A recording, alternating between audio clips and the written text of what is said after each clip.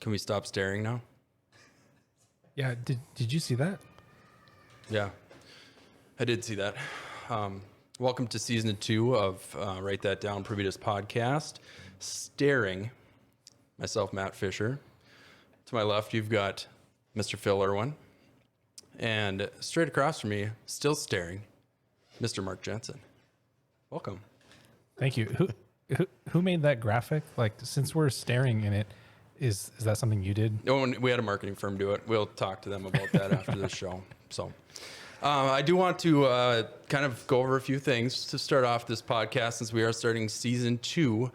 Season 1, if you missed it, you can check our old podcasts at Spotify, YouTube. We're at pretty much anywhere you can find a podcast.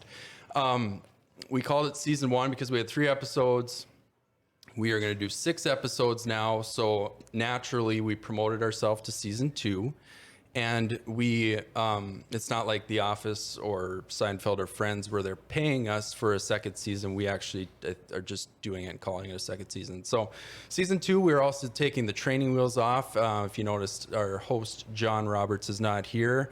We're going to co-host with the 3 of us. And I just showed up, and our producer, Paul, who's in the background somewhere, showed me all of this wonderful keyboards and buttons and stuff. And if you know me well enough, you shouldn't let me press a button. Phil, what do you think about that? I think that out of the 3 of us, have the most experience with audio equipment. As a musician, somebody who's done recording, I should be there, but it's way more fun to let somebody who doesn't know what they're doing press the buttons. Oh, and, I accidentally pressed that button before. See, just like I was saying. So I think you should give it a shot. Okay. And see if you can improve yourself through this process. Awesome. I hope to improve as we go. Mark Jensen, what do you think about me running these controls? I mean, you were nervous about me pressing that one button right away, which Paul told us nothing about the button, and I still pressed it. Are we still staring? Oh, sorry. No, you could stop staring now. Sorry. No, okay. All right. So question, I'm running the controls here. What do you think about that? I know when you stare away, you actually go to your special place, and we want to find out about that maybe later on this season. But what do you think about me running these controls, and do you feel as though I'm going to break something? I don't think you'll break anything, but you know what? I'm laughing inside because I'm seeing you the panic mode. And I'm like, which button is he going to press this time? Wrong button. Yeah, that's me, panic mode. Well, what I want to do before I kind of get into the episode today is maybe if you weren't able to watch any of the episodes on season 1 or listen, I'll kind of give you an idea what Write This Down is. I'm a child of the 90s and a college child of the late 90s, early 2000s, and watched a bunch of movies because that's what you do when you're in college. And one of them that we loved watching was National Lampoon's Van Wilder. And the character of Van Wilder, he would walk around after, being on campus for 7 years, and he'd just be like the man. And this guy would follow him around. He had an assistant, and he would tell his assistant to write stuff down. And it wasn't stuff that he wanted his assistant to do. It was just stuff that he thought was really important in life. So it's just a tagline that I say along with a million other taglines from a million other movies I say. And I was at work with Phil and Mark, and I'll show you Phil again. That's Phil. That's me. And that's Mark. And they both started at the same time, and both fresh in sales, and I randomly said it like I do, and nobody ever listens to me. And Phil's like, oh, I'm the new guy. I better write this down. Do you want me to write this down? What are you talking about? And I looked at him like, hey, Phil, nobody's ever written anything down before. Yeah, you actually asked me, I think one time you'd said one of your quotes, I've been doing it for like a couple weeks, and you're like, wait, are you actually writing that down? And I thought, well, you told me to. I don't know you that well. Like, what if you were serious? I don't want to get fired over something that ridiculous.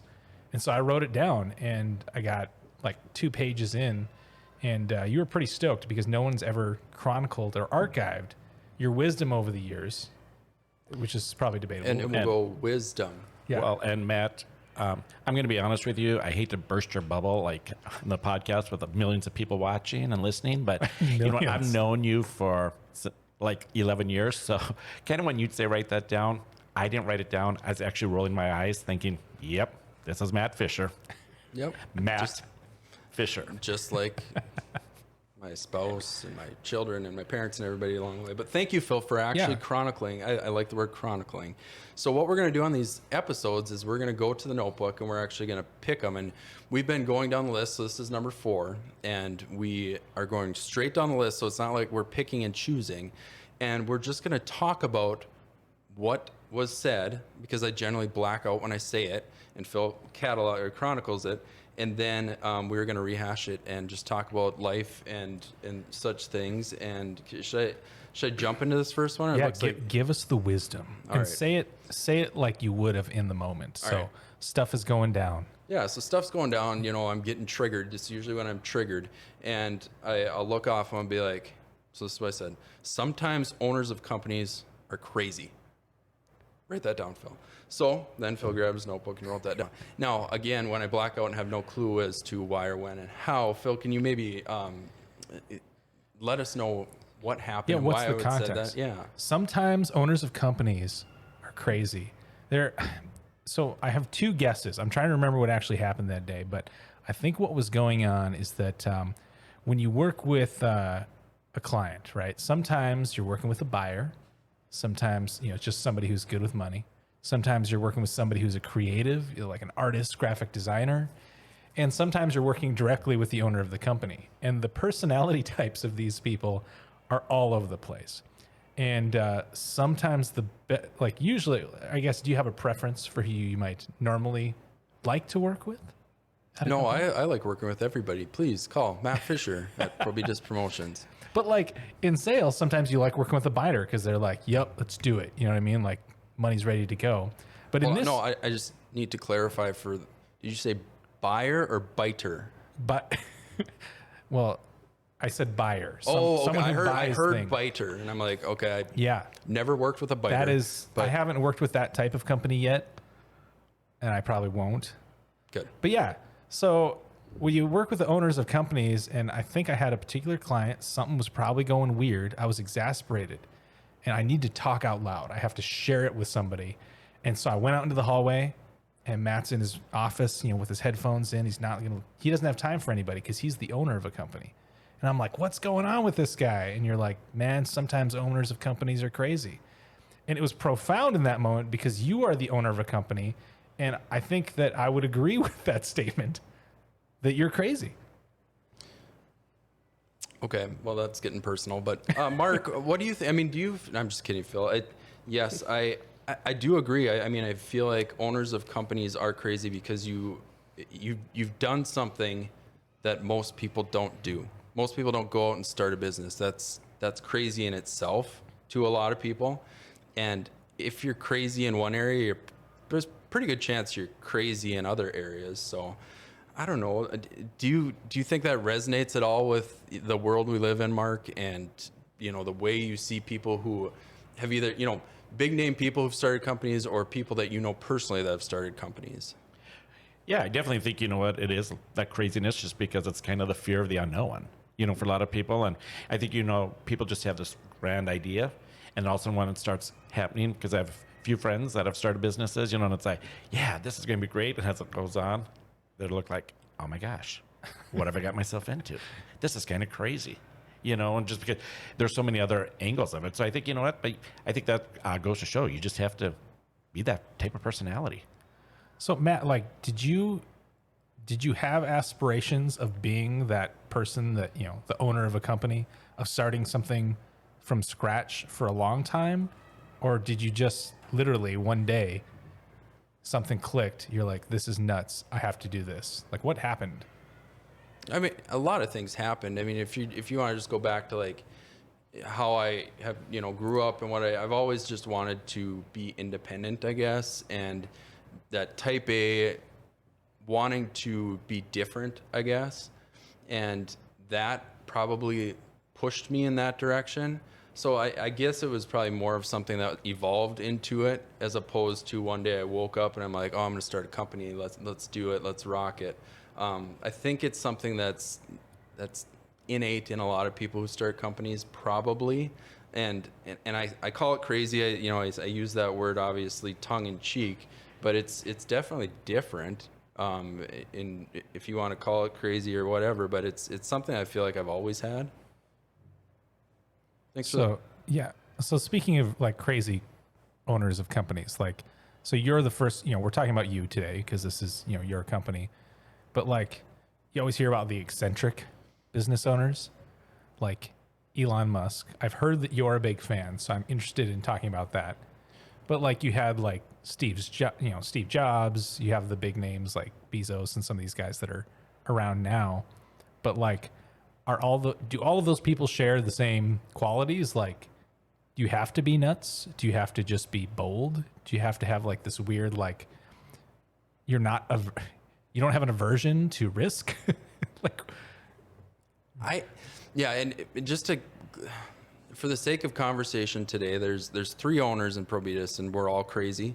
And we're going to talk about me because the other 2 aren't here to defend themselves / get raked over the coals, which I hope you guys truly let me have it today because I deserve every bit of it because I am crazy in so many ways.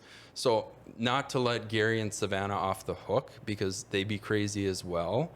I'll kind of go back to your, question about other people in the world who've started cool things. And yes, you heard I was an Elon Musk junkie because I tell everybody all the time.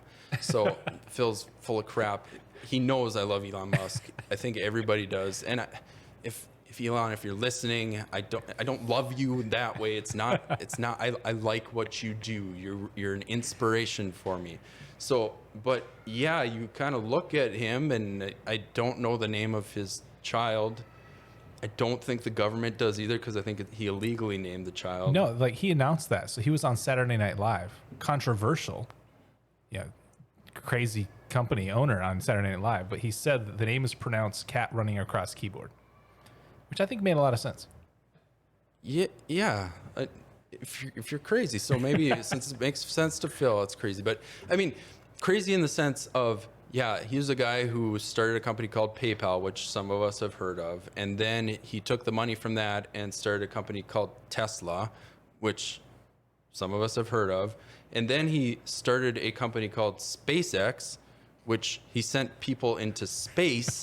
So, I mean, like, even the evolution of that, like, oh, I'm in kind of digital money, and now I'm going to go to cars, and now I'm going to go into space. And then I'm doing, like, these fuel cells for photons for solar. It's like, he's kind of out there. And you mentioned Steve Jobs, too, and I like Apple. I like Google. I always say if Apple and Google make a baby, I'll buy that baby, which that's probably, I can't say that, but I did. But Steve Jobs, I read his biography, and it's like, yeah, he had those same inherent qualities. You could tell even as a child, he was kind of eccentric, kind of out there, kind of a loner, but just was driven and wanted to do his thing, and he wanted to do it his way. But like, he wore the same shirt and pants and shoes, and he, was a minimalist. He had a giant house on the top of a hill and had no furniture in it, and he only ate like carrots, So all these things, like, he was certifiably, like, he was not part of the normal. So Mark, I mean, you're kind of nodding your head. Well, I'm just kind of thinking when you're talking about Steve Jobs and what he's wearing, where you're crazy, sometimes, you kind of think like printed shorts go with a different printed top. So you know what? I just had to bring that up because sometimes your fashion sense is a little crazy. His like, why do you have an aversion to shoes and socks? What do you want to cover first? I mean, like, so like, I'll start with myself. I'll pick on myself, and then I'm gonna roast you for a second. Like, I love socks. I hate when there's dust on my feet. I don't like sweaty feet, so I got to be wearing socks, preferably with shoes, all the time. I'm the kind of guy, if you walk into my house and you start taking off your shoes, that will offend me. And I will say, put your shoes back on. This is not that kind of house. So I start working at Probitas. I walk in the door, and you're just going to stroll around, typically barefoot. If you're feeling especially modest that day, you'll wear like a really short ankle sock that's barely there. And I just think that's unusual. I truly didn't. This is a first. I did not know that you had that foot weird thing about like not wearing shoes. So now I'm really self-conscious about that. I'm still not going to wear shoes at the office because I like to be comfortable. But yeah, I don't know. It started a long time ago, and I felt like if I'm going to be somewhere for like 7 or 8 hours, 10 hours a day, I want to be comfortable. I don't walk around my house with shoes on, but apparently Phil does, and that's okay and normal. I do. And so again, crazy. There's a spectrum on there. But now, Mark, I mean, you hit right to the heart about my fashion, and truly, I get my fashion stuff from my number 4 child, Maddie. Like, she'll wake up, she doesn't care. She'll put on, her skirt with her medium length socks, and then she'll have a long shirt on, but then she'll put a vest over it, and then something in her hair. And I look at her, and I'm like, "You're my inspiration, honey." And truly, if you look at high fashion, I'm not talking like Mark Jensen, Grand Forks fashion here. I'm talking high fashion, like New York, Milan. Okay, I don't know high fashion, but when I've seen it, I mean, Derelict is a perfect example. That's what I wear. That's my motivation, and you know what? I'm crazy, and I like that sort of thing. So you mentioned Van Wilder. Now you're talking Zoolander quotes, which I very much approve of this. We had a Zoolander. Yeah, you and I talked a little Zoolander today. I think. Yeah, it was like, what is this? A center for ants? Yeah, and then you flip over We reenacted the scene where Will Ferrell purposely spills the cappuccino on his assistant. See, there's another movie. His assistant Todd. Yes. There's another movie with an assistant. Right. So is that how you saw me? I was just your assistant. I wasn't even an employee. You're just bossing me around, telling me to write stuff down. Well, oh God. You know what? And Gary and Savannah are both in town today, and we tried to have this talk with you at work, and you stayed in the office, and then now we're here. I'm not going to get a paycheck this month, am I? I don't know what to tell him, Mark, but you're not my assistant. I don't have an assistant. I sit in the corner without my shoes on and my mismatched clothing. All right, what else about me makes me crazy? Bring it on. So I was thinking about, I referenced, aversion to risk. Like, I don't think you don't seem to care about if something is going to be difficult.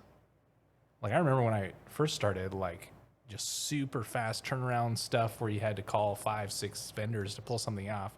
You just thought it was hilarious as I'm sitting there struggling, making these phone calls. You're like, you'll figure it out. And it's like, help me. And you didn't. Not really, anyway. Yeah, I mean, that's normal, isn't it? Yeah, I guess so. Mark? Well, yeah, that's just, I think, how you are. You're just crazy in that way. Like, you're probably crazy enough to even hire me and give me a chance at this job. So. Oh, Mark Jensen, you're awesome. So, okay, I'll try to be serious for a second. It's no fun to being serious, but so you mentioned Elon, some of these other guys, like they're trying things that nobody was trying. So PayPal is a great example. Like, how do we make something easier, more secure, payments online? Because at that time, like, people were getting their credit card numbers stolen all the time. That happened to me. You go to the website, everybody had their own homegrown system and stuff was getting snatched. So he came up with something more secure, and people are like, well, that's not going to work. And of course it does. And he sells it to what? eBay owns it now or something like that. Yeah. And so somebody like you start a swag company, and probably you're doing things similar to what other swag companies are doing. And then you get these crazy ideas that you pitch to the other owners. We talked about this one at one of the previous podcasts, but all of a sudden you say, what if we just did free shipping for everything? When it's not free for us, like, we're paying that money up front. And you're like, what if we just absorb that and make that experience better for people? Like, that's something that nobody in this industry anyway is trying. And you thought, what the heck? Let's try it this year and see what the bottom line looks like. No, I mean, that's a fair question. And it probably is a little bit of crazy, because it's like, you don't know, but you don't know anything. You don't know when you wake up and get out of bed the next day, what part of your body's going to fall off. And, are you going to walk out and, have, especially in North Dakota, lightning and then a windstorm and then sunshine. But I don't know. I feel like life is short. And if you don't try stuff, if you don't try things that are really cool and fun and different, you're just kind of going along to get along. And I feel like that's just, for me, that's just life. That's just like, hey, let's try something different. Let's roll with it. I think you have to have some like craziness to even just make things work. You know what I mean? If you just kind of go in and you're not on that method of having some crazy idea, sometimes those crazy ideas like trickle down, just like some of these people who have had success. You think, oh, they come up with one crazy idea, they build on that, boom, just kind of that concept. But I want to get a little bit more personal. So what are some of the craziest things you've done, Matt Fisher? Like in my life? Yeah, in your life. You look like you might have lived on the crazy side. I haven't, and that's just it. Like, I'm super boring. I'm like, I feel like I go to work. I love my family. I love God. I love, all this, I feel like important things that I care about. And my special place is like sitting at my house, like, and with my kids running around crazy, and having a drink with my wife, or maybe going to my parents' house for brunch. But like, I don't know. No hobbies? Do you?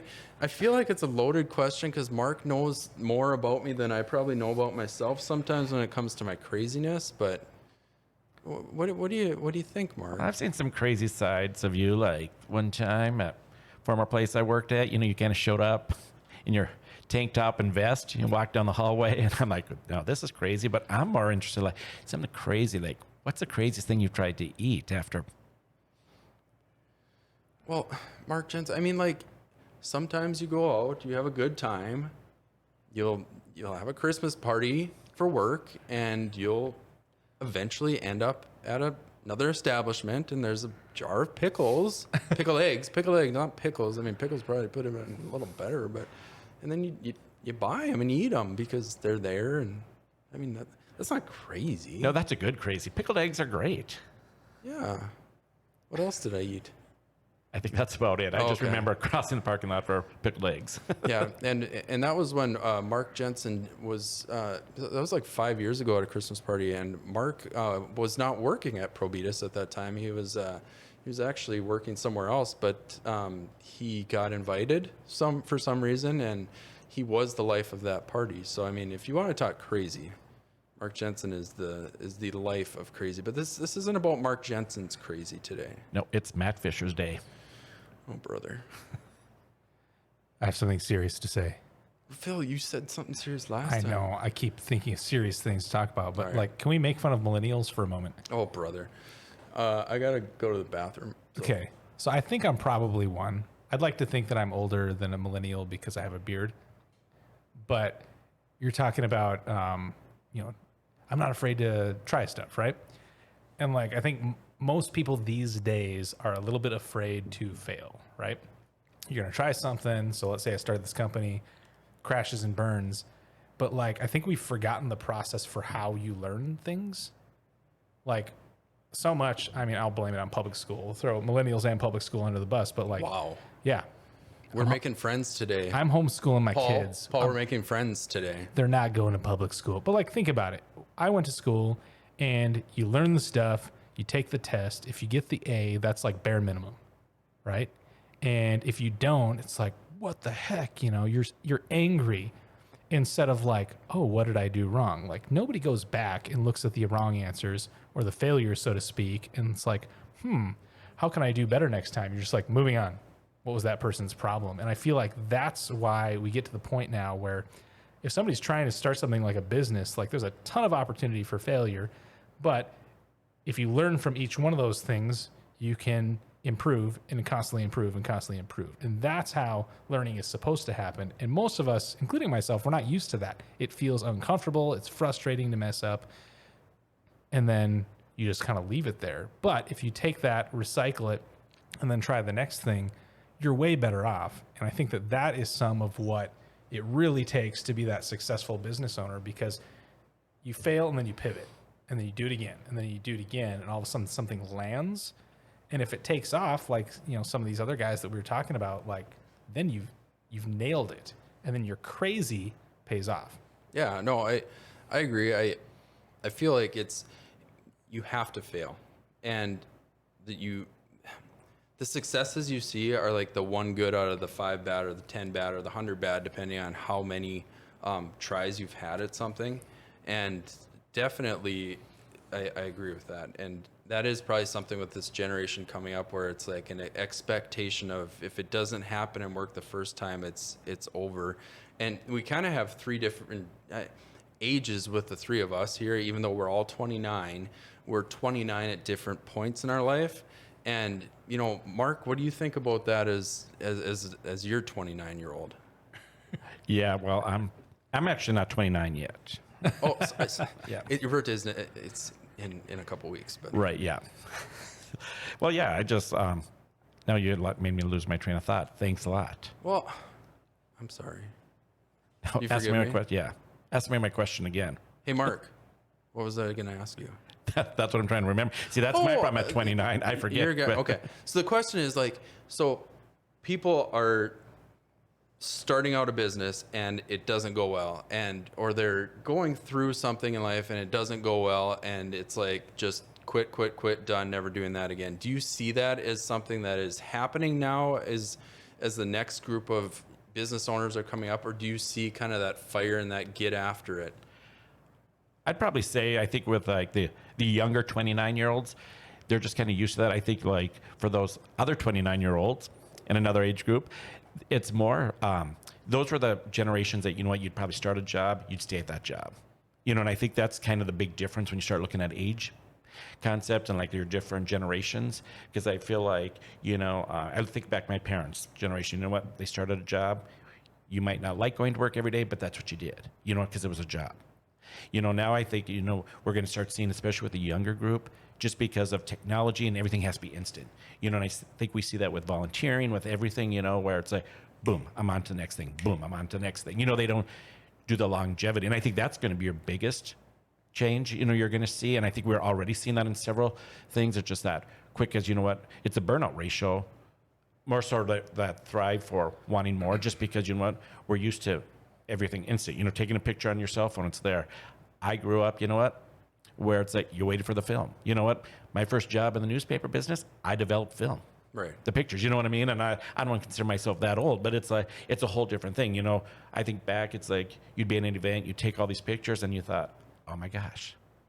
Or like once good friends of mine, I took pictures for their wedding and I thought, okay, it's great. Then you're like, lay there for 7 days waiting for Monarch to send them back thinking, I hope they turned out. Where now it's like, boom, I'll just look at the camera. I don't have kids, but I'm sure you guys even see that with your kids. It's that instant, and so I think, that's where we're going to see a lot of changes, and we'll probably see that generation making different moves just because, that's a lifestyle they're used to. Yeah, no, that's a good point, Mark. It's different. It's different moves, and it's probably going to be a different type of business than we've seen, Right.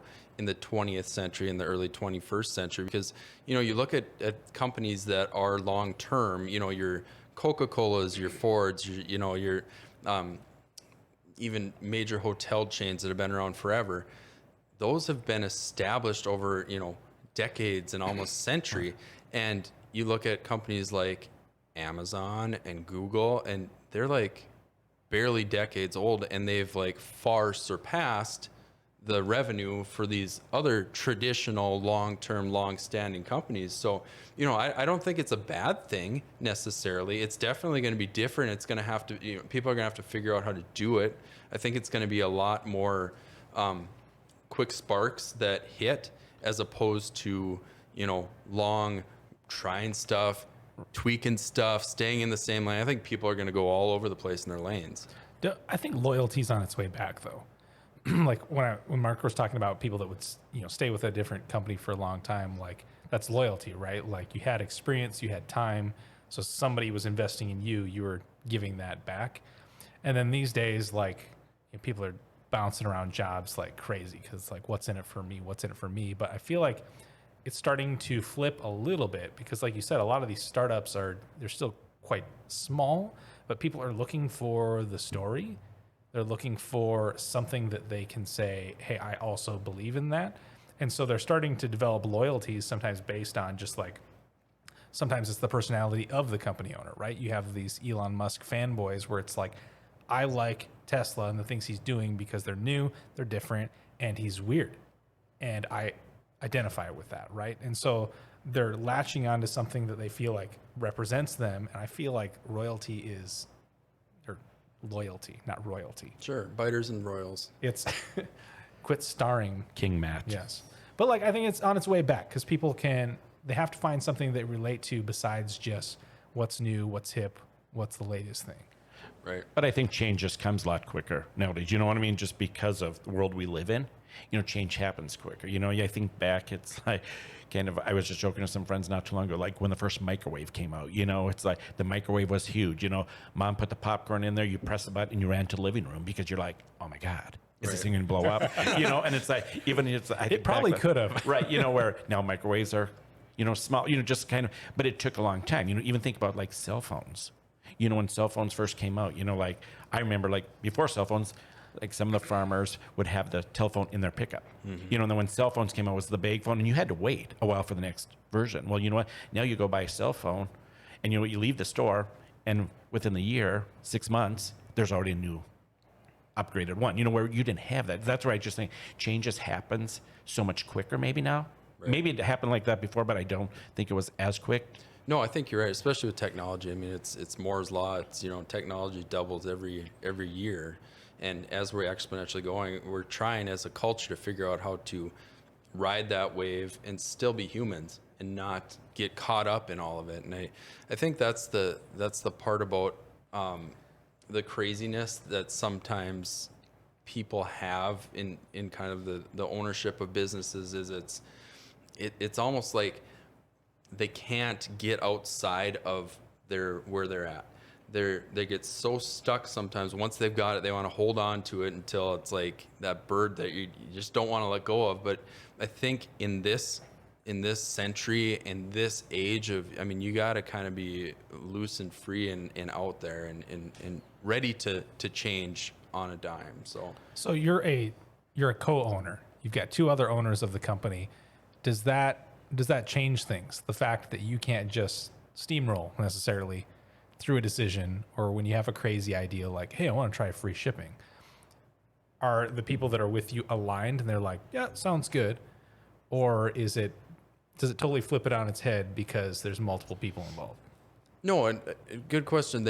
I think I established earlier, but they are crazy. So, and they're different kinds of crazy, and that's good. And I think that's what makes us, kind of move in a direction that I think is positive. Is it's not a cookie cutter blast forward. Yep, this is going to happen. There's a lot of disagreement and discussion and angst and being upset and all that stuff. But in the end, we do end up kind of in a better place. So, but I kind of think with the ownership, though, it's kind of like us three sitting here. It's three different age groups. So you're going to see that, so you're dealing with 29-year-old this group, a 29-year-old here, and a 29-year-old over there, right. So why do you guys keep landing on 29? Is that like the magic age? Because I'm Come older on, than Phil. 29. Where have you been? Everybody's just always 29. I didn't know that was a thing. You got to catch with the speed, man. That's the cool thing.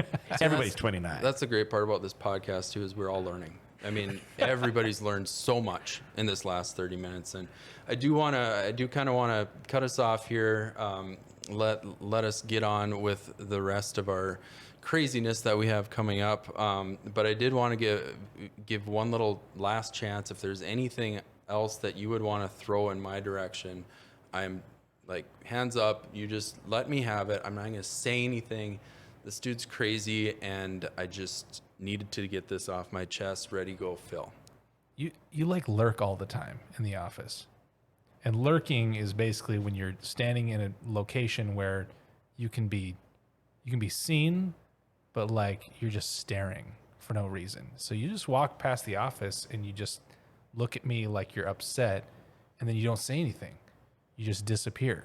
And so it creates this unusual sense of apprehension where you're like, what's going on? Perfect. And I thought when I'd started the job that we were going to be able to like hang out and be friends, and like that has not happened. There's way too much lurking involved. Well, there's lurking, and like I said, I just like to sit at home and do nothing, which is my happy place and favorite thing. Mark Jensen, go.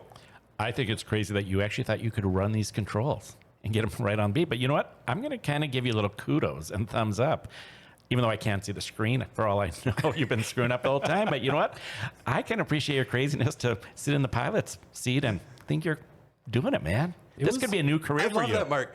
Think I'm doing it. That is the key of my essence, I believe. You nailed it. I think I can do it. But I've seen a lot of sweat dripping down, so who knows? Yeah, I wore a long sleeve black t-shirt today, and it's like 85 degrees out. I've seen our producer reach over and touch the controls twice. Was it once or twice? Just twice. Okay, twice. So he had to put the training wheels back on twice. Good. All right. Well, I do want to thank you all for watching, listening, or however you're finding us. As always, if you want to get the best swag, I did say breast. I believe I said breast. You did. But if you want the best swag, go to probitaspromo.com. We're in Grand Forks, Fargo, Bismarck, and Minot.